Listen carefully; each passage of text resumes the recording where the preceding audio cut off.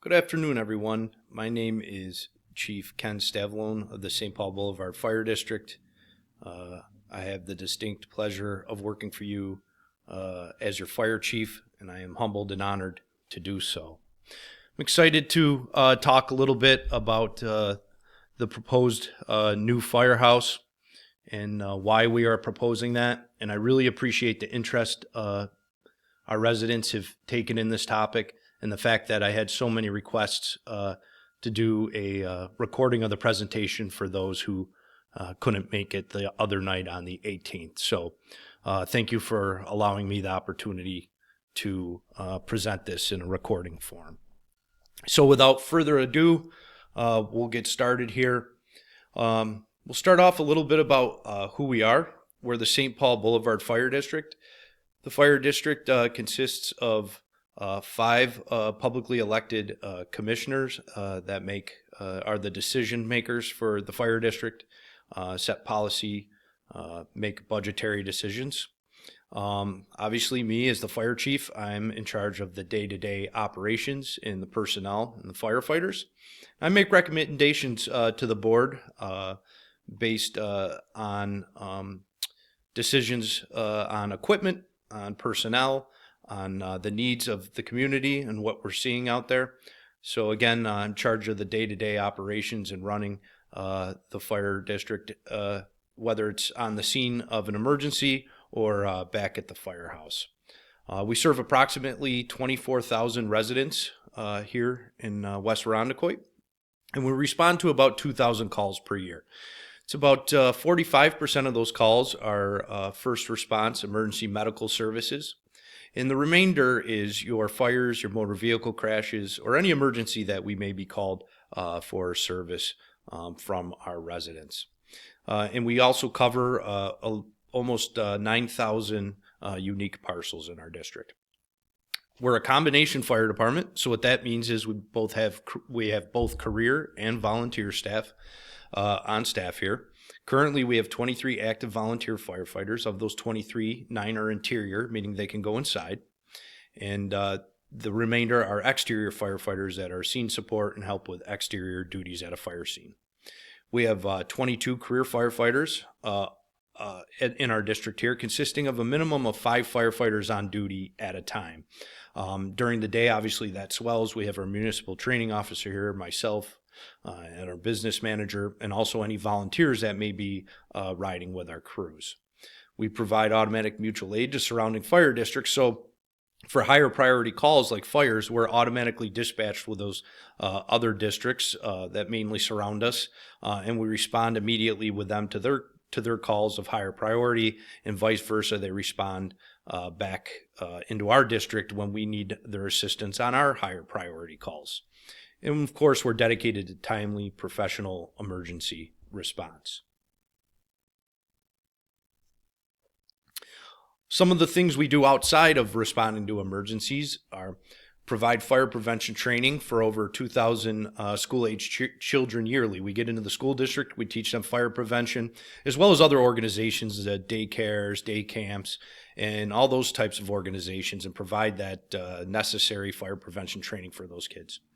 We oversee an Explorer program, which is junior firefighters program for high school students interested in the fire service.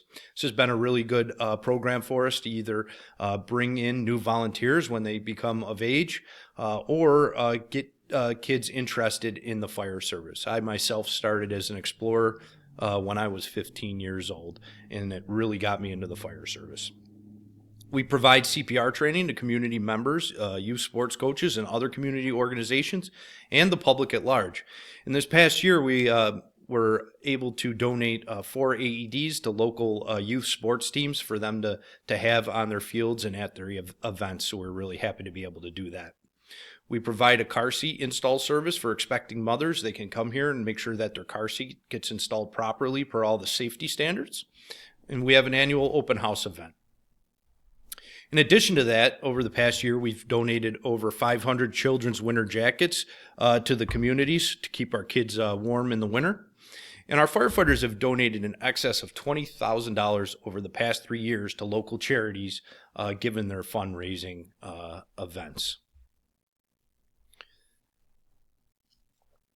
So another thing I'd like to point out is in 2024, after an extensive process in review, the St. Paul Fire Department earned an ISO Class 2 rating, which is considered a superior rating.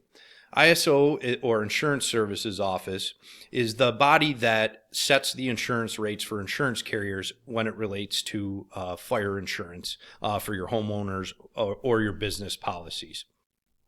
So typically an area that has better fire protection sees lower rates in your premium in regards to fires.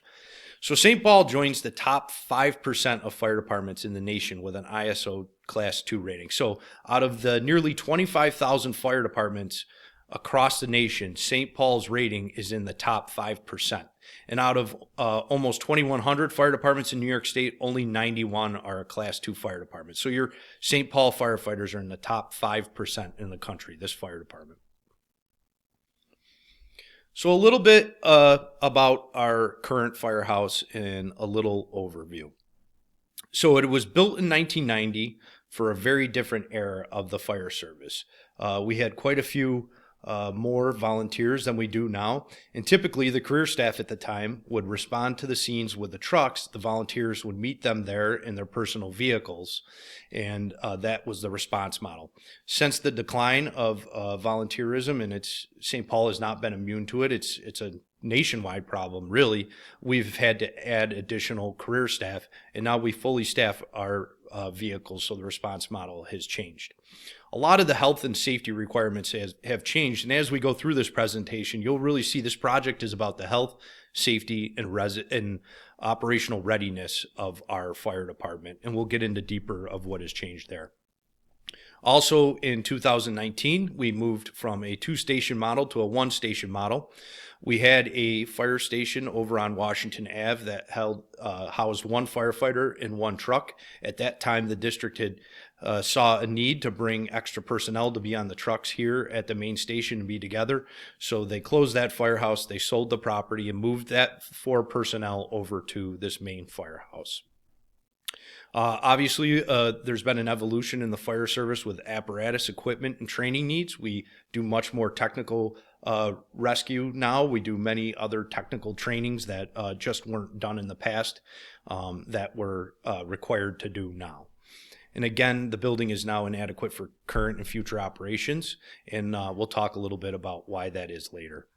Also, we recognized last year that West Irondequoit wasn't receiving the level of service when it comes to an ambulance that we felt as though our residents should be seeing. So at that time, we went out and we had many meetings, and we contracted with a Irondequoit ambulance to have a crew on our side of town in our firehouse 24/7, 365. So there's always a staffed ambulance running out of our firehouse from a Irondequoit ambulance with 2 crew members, again 24/7, 365. And we have seen a huge improvement in service to West Irondequoit in regards to ambulance response. So addressing our needs. Over 9 months ago, a building committee was formed to identify the most responsible path forward. And that committee consisted of seven members, and it was a diverse committee made up of volunteers, career staff, commissioners, a community member, business manager, and fire chiefs. At that time, we went out and we interviewed some other local fire departments that had current or recent fire department projects, in who they used for architects and also for construction management. And at that point, we went out and we interviewed several different firms who perform these functions. At that time, Passero was selected. We felt as though that it was hugely important to engage with a firm that had experience with firehouse construction. As you can imagine, the needs of the fire service and construction of a firehouse are quite a bit different than building a normal office building or a normal business. So we wanted to make sure that it was a firm that had a proven track record, and this wasn't their first firehouse that we were doing. And also, when we interviewed them, they all used Krista Construction, and their track record spoke for themselves as well. A couple times questions have come up about what were those bid out. So a little bit about how fire district law works in regard to professional services. So professional services like lawyers, architects, accountants, those things under fire district law are considered professional services and don't need to be bid out. The reason that is say we wanted to hire a lawyer and we need a lawyer that specializes in fire district law, but the low bid was someone who typically only does wills. We would have to engage with that person that potentially doesn't have any background in fire district law. The same goes with an architectural firm. Technically, you could end up with a firm that only builds residential houses and never built a firehouse. So that's why fire district law allows professional services to be selected because of specific needs of the fire service. And at this time, we explored all options, remodel versus rebuild, and possibly building a station at a different location within our district on some empty lots. So again, after extensive study and a detailed cost analysis, a new firehouse design was selected. There was a couple reasons this was selected. One was the minimal cost difference between a remodel and rebuild. It was 12.15%, or about $2,370,000 was the difference. And there was a fear of eating up that difference pretty quickly with the remodel, because there ends up being a lot of change orders and a lot of different things that can pop up with a remodel, and you're still dealing with nearly 40-year-old building systems. The remodel design presented many operational challenges, as the uniqueness of our building and the shape of our building is a triangle. We really weren't accomplishing fully what we wanted, and the price difference was so minimal. That's why we selected to go on with new. In addition to that, we interviewed many other fire districts that have gone the remodel route, and all the word we got from them was they wish they would have went new, because the remodel has presented them a lot of challenges. So at this time, we also, which was identified years ago, was that we needed a new training facility that would double as training and storage out back. So at this time, phase one started, and this is a self-funded training facility. This process started a few years back, and then when the bids originally came back, there was only one bid, so they decided not to move forward at that time. But as I spoke of earlier, with our trainings getting more technical and our additional training needs, we really needed a space here that we could train in and not have to send our members always out of district to do that training, and also an area for some stores to take some stress off the current building. And again, that is self-funded, and we'll talk a little bit more in depth about that a little bit later, but that was recently bid out, and we did get 17 bids back for that project, so there was a lot of interest in it. So some of the reasons why a new firehouse is needed. So building and system and infrastructure issues. We have multiple roof leaks during heavy rains, both in the truck bay and in the living areas. The roof is broken down over time, and we get multiple leaks in the building. We've had many underground plumbing issues and failures. We've had a main sewer failure. We've had a lot of backups in underground breaks within our building, where we've had to dig up the floors. An aging HVAC system. Our vendors who do the repairs on these systems are telling us it's nearly impossible to get parts for a lot of these systems that we have, as they are nearly 40 years old, and that it's coming due on replacement, and they're getting tougher to repair. They're held together basically just getting by at this point. The ongoing maintenance and expenses, obviously, as we spoke earlier, with a lot of the issues we've been having, have been increasing. And our current design is not functional to our needs, and we'll go through some of that as well. And here's just some quick pictures of our plumbing failures. That's our one shower we have in the public restroom, and that has had underground failures in it twice now.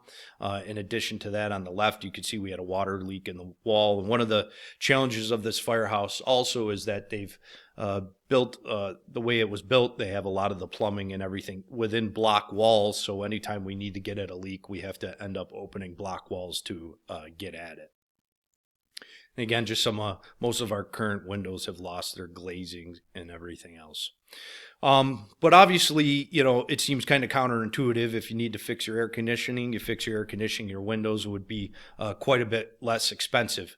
But now I want to get into a little bit about the operational and safety limitations that this building presents and why we've gotten to where we've gotten to.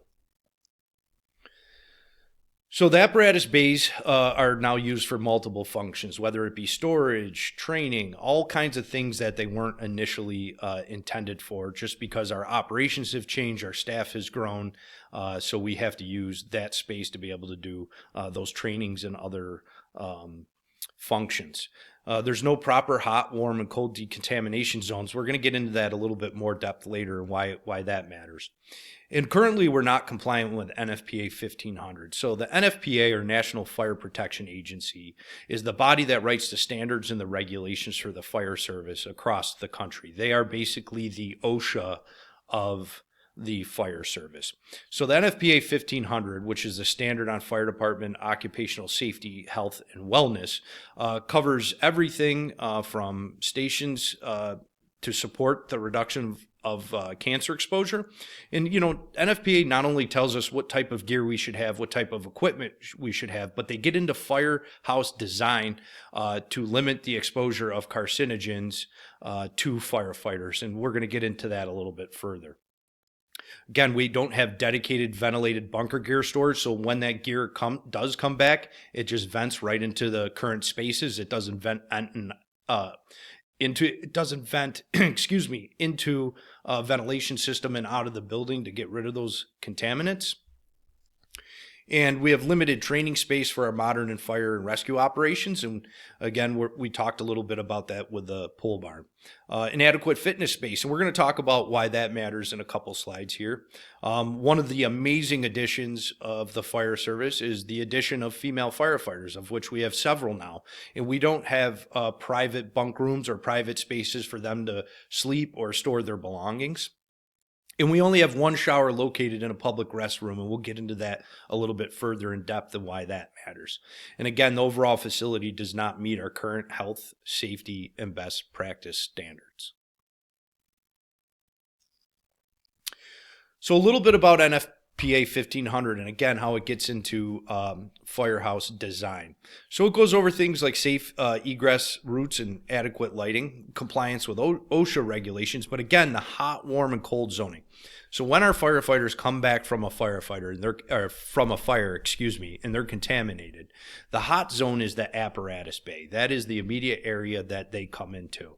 Then the warm zone is the decon area. That's where firefighters can go into, take their gear off, throw their gear in gear washers. There would even be a shower in there if they so choose to. They had such a level of contamination that they needed to shower right there. Leave all those contaminants there. Then go into the living areas to shower, to change, to do all those things they need to do to not bring those carcinogens into the living areas. Currently, this firehouse doesn't have that. Space for fitness rooms and behavioral health support. So the NFPA has shown a need, and we'll get into that a little bit further in a couple slides here, but for there to be fitness so the firefighters can work out on duty and stay ready. This not only is good for firefighter health and wellness and reduces injuries, fiscally it's better for a fire district because it reduces the number of injuries and the time that firefighters are out. It requires training rooms and meeting spaces as well as administrative offices because for over the years, the NFPA and the fire service requires more administration to oversee a fire department, especially when it comes to health and safety. In addition to, these things, obviously the NFPA regulates the type of trainings we should have. Even myself as a fire chief, what I need to have to be certified to serve as your fire chief. And it also covers apparatus bay and safety requirements. So why is there a big push for cancer prevention in the fire service, and how has the fire service changed? So years ago, furnishings in your houses, whether it be your mattresses, your couches, your beds, those furnishings were typically made of natural materials. There has been a shift over the years to go from natural to synthetic materials or petroleum-based products. And those products burn hotter, they burn faster, more rapid, and produce far more toxic chemicals in the smoke. Again, this is another reason why our training has pivoted and has become more technical, is because we don't have as much time to get to a fire, to get in there, to get it out, to effect a rescue as we used to in the past because of these new materials. So these synthetics and petroleum-based products produce the toxic twins, which is CO and hydrogen cyanide. And these byproducts of combustion, again, when absorbed into the skin at these fires, have many cancer-causing effects. And that's why there's been such a rise of cancer in the fire service and such a call to do what you can to prevent and limit that exposure. So what does a new firehouse provide to the fire service? So again, modern bays size for today's apparatus and equipment. So if you look at, our old trucks, they were a lot smaller, a lot shorter. Over the years, they have grown in size, and there's requirements for space between the trucks and the apparatus out in the equipment bay. Safer, more efficient apparatus and traffic flow. This is one I'm passionate about. Our current firehouse has a cut through from Cooper Road to Winona. And as I sit here doing this presentation for you today, I've already seen about 3 vehicles cut through there. And this gets extremely dangerous during school let-out time, when our students are walking home and cutting through our parking lot, and then there's vehicles cutting through our parking lot. It's obviously a huge safety concern and makes us nervous. Now, we've done some things like hang mirrors on our truck bay apparatus bays so we can see students walking through, so when we're leaving we can prevent that, but it's obviously a huge safety risk.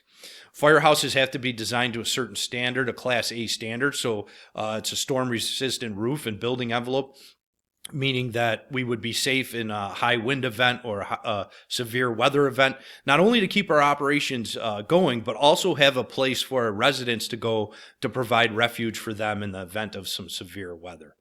Again, modern, reliable HVAC and mechanical systems, including the plumbing, electric, and security service. And again, designed to support growing call volume and automatic mutual aid, along with having spaces for our volunteers to have their own space and be comfortable as well.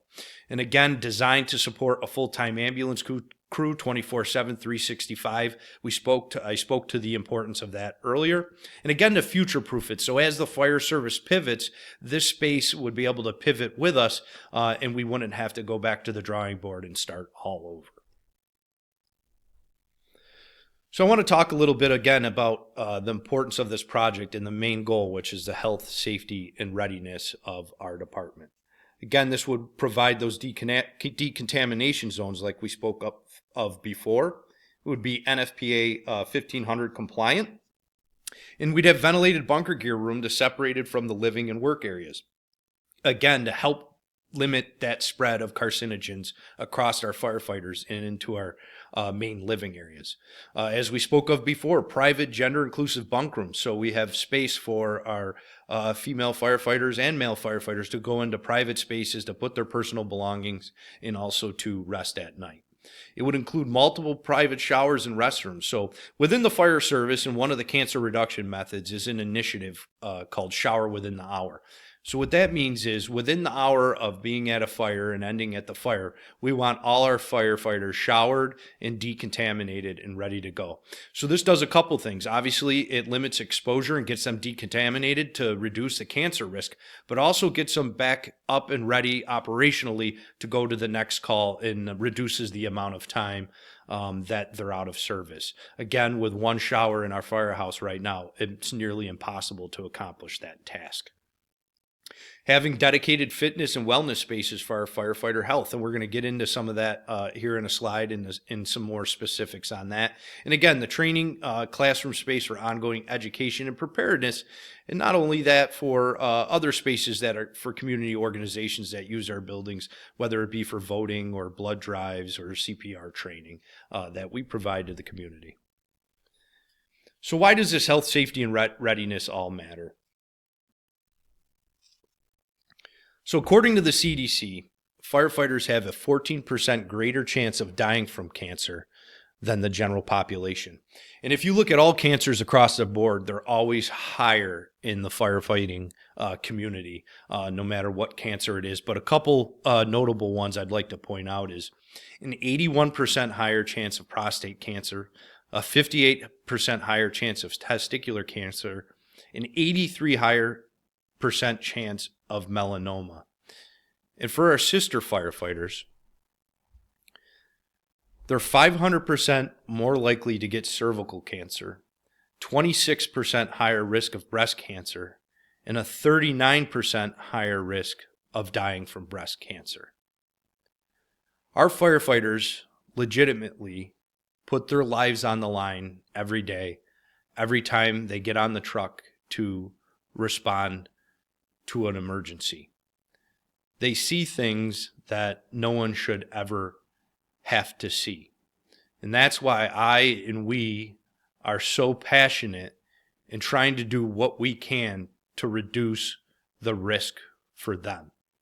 The last thing that I want to do as your fire chief is have to go to a funeral of one of my firefighters who met an untimely end, whether it be on a scene or because of cancer, and ask myself, is there something more I could have done to prevent that end?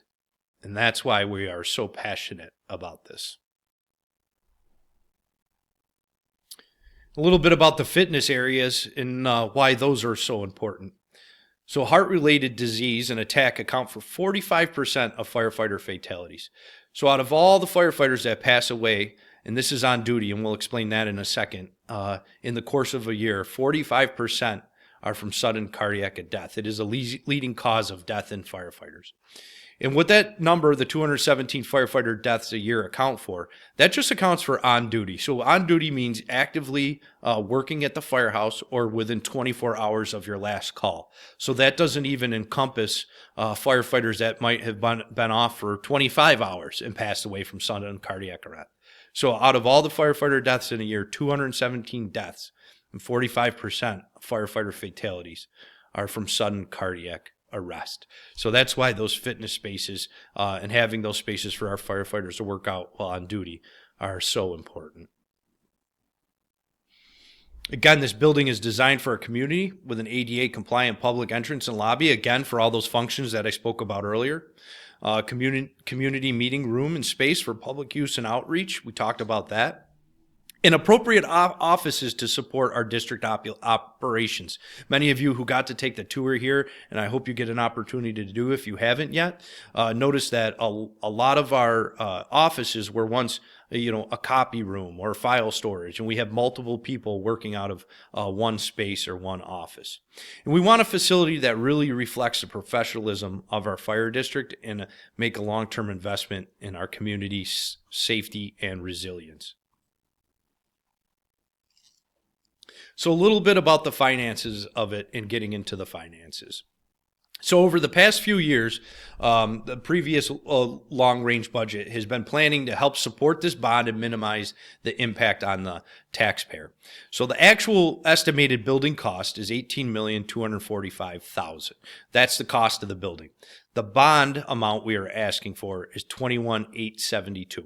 So what that is the total all-in estimated cost, meaning we cannot go to you and ask for any more money than that $21 million. We legally cannot do that. That is a worst case scenario. The difference in the cost between the 18 and 21, that accounts for what's called soft costs. That's professional fees, that's furnishings, that's escalation in construction materials and labor. That's all those worst case scenarios that you can think of that are built into that.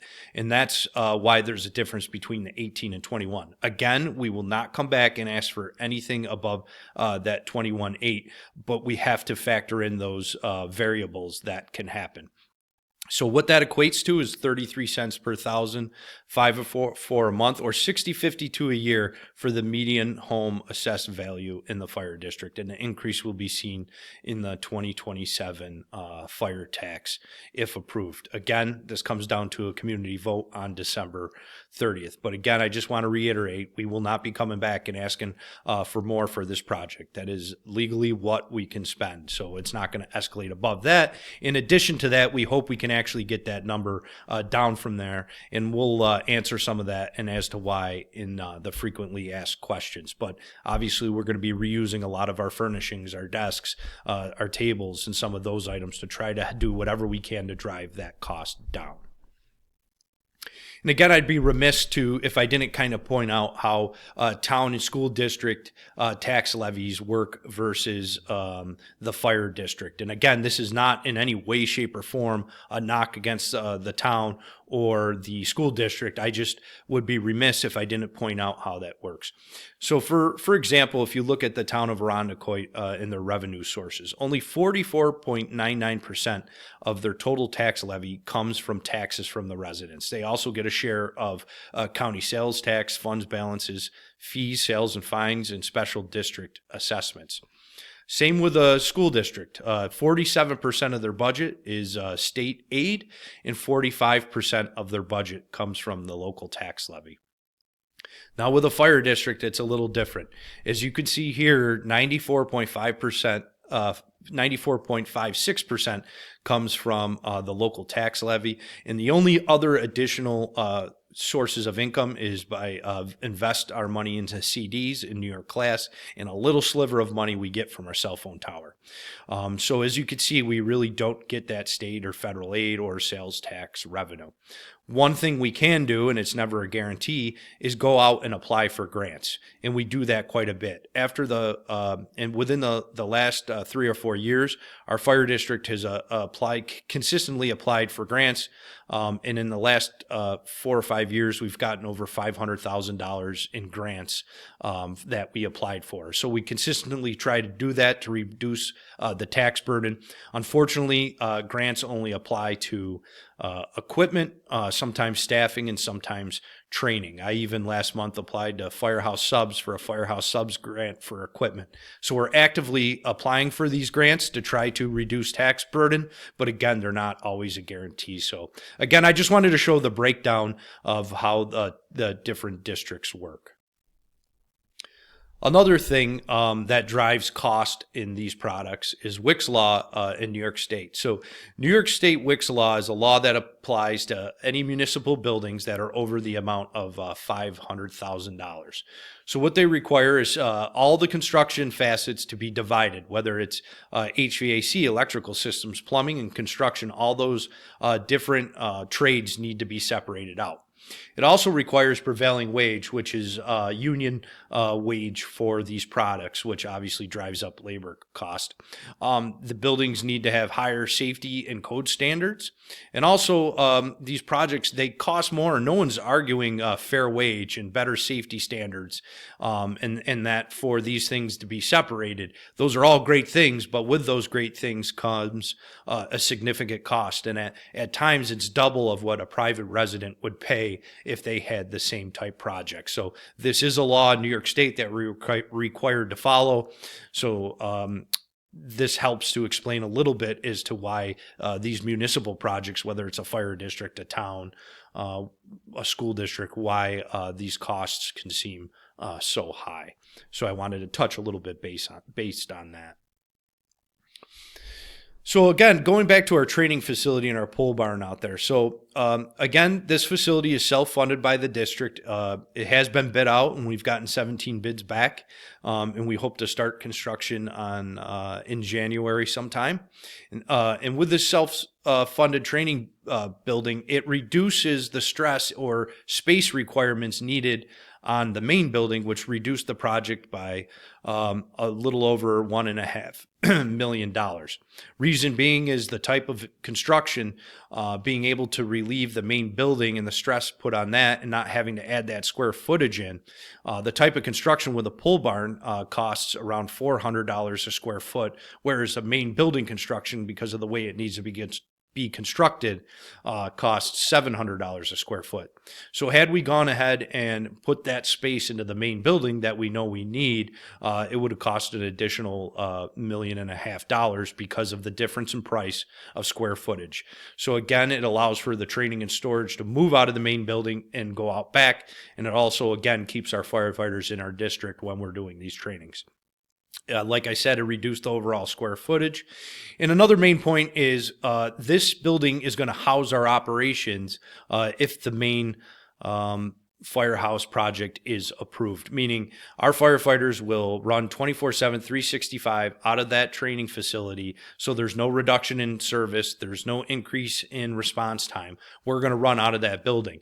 And with that, you also see a financial savings because the contractors can get right in, start the work, and not have to work around the firefighters trying to run their normal operations. This speeds up the time, obviously helping the overall cost of the project.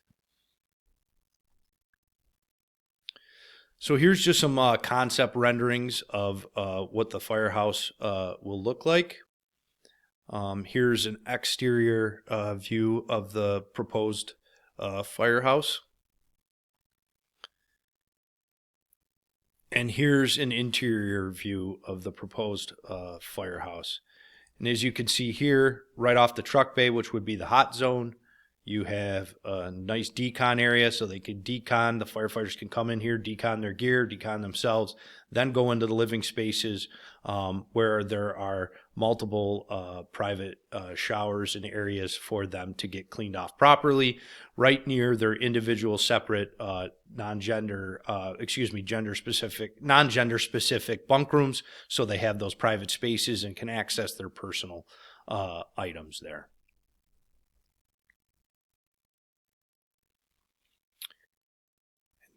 Here's a little rendering of the proposed training facility that will house our operations out back. So a little bit how you can help. So learn about the project and ask questions. Tour at the current fire station to see the challenges firsthand. Review the information that the district has provided, and vote in the upcoming bond referendum on December 30th from 3 to 9 p.m. right here at the Firehouse at 433 Cooper Road, and partner with us in building a safer, stronger St. Paul Boulevard community. So again, I want to get into a couple frequently asked questions that we have been getting and address those. So one of them is, why was the timeline so quick for this project from when we had the community meeting to when the vote is? Absolutely fair question, and we completely understand why this could seem rushed, and we understand your feelings. So about a month ago, little over a month ago, we were handed a timeline by our construction partners. And the reason they gave us this timeline was to keep us on schedule to be able to bid this project at the appropriate time. So what that means is there's a window where a project like this is the best and most opportune time to bid. And why that is we don't want, to bid a project of this size, you don't want to be in competition with the construction companies that have already locked up schoolwork. Because what that means is if they already have work on the books, that there will be less bids that come in, or because they already are tied up with these other projects, and with that could come a higher cost. In addition to that, if they do bid on it when they have that other work, these companies are spreading themselves thin, so typically the bids come in higher. We were asked, again, we were told by our construction companies the best window to bid this project to make it the best opportunity to be the best financially responsible that we could potentially be, and to get the best bids at the best price while these contractors are looking to book work. And with that, that's why the timeline seemed so quick for this project. But again, completely understand your concerns there. Is the project being bid, and was the training facility bid?